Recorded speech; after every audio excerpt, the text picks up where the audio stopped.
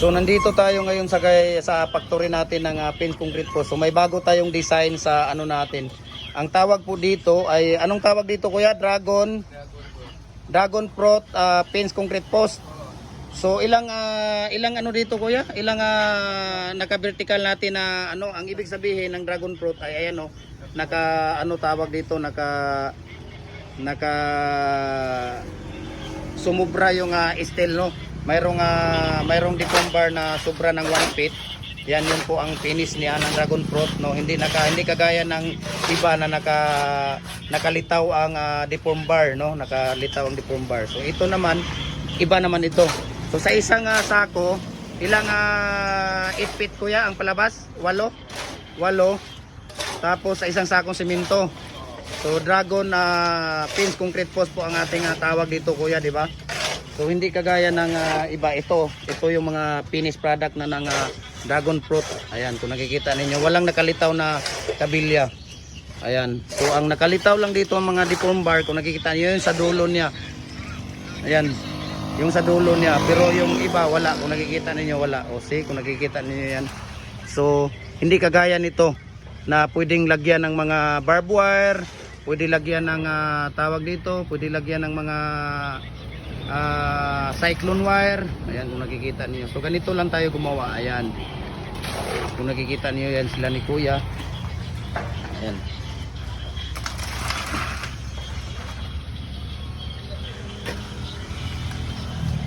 So kailangan lang natin ng medyo basa no. Kailangan natin ng basa talaga para para mahalo at hindi ampaw yung concrete post natin. So yan yung bagong ano natin no, bagong design ng poste natin, dragon fruit pins concrete post po. Yan no. Naka-diamond lang po ang stirrup niya, 4 na stirrup ang nakalagay dito at tatlong steel na ano, tatlong naka-vertical, 4 na naka-horizontal na stirrup no. Ayan, so kung nakikita ninyo yan, ito po ang finished product natin. Ayan, kung nakikita ninyo, yan po ang dragon fruit pins concrete post natin. So just follow our Facebook page no, bagong Facebook page natin dahil yung luma natin na-hack po.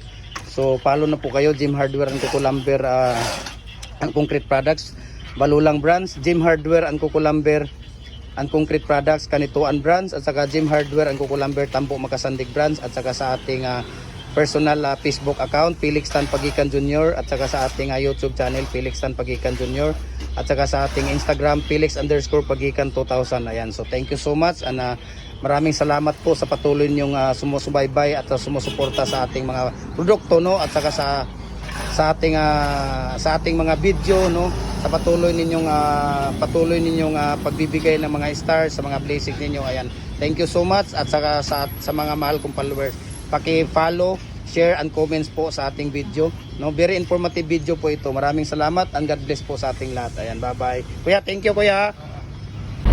Ayan, so magandang umaga po sa ating lahat. So gumagawa po kami ng concrete post na dragon fruit. Ang dragon fruit post po to kuya ang tawag.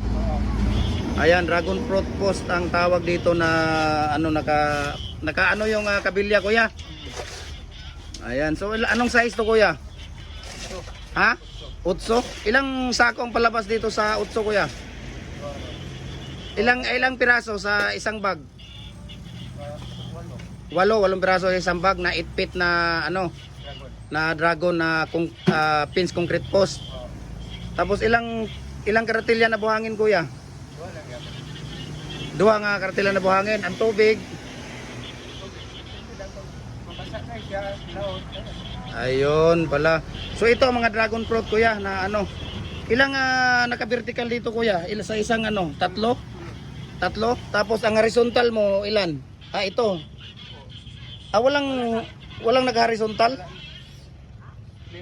Plain lang siya. Pero ilang piraso kuya ang ano?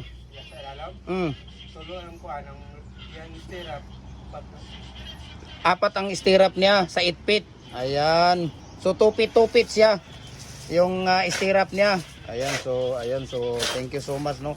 Ito pala ang tinatawag na dragon fruit na pins concrete post. Ayan.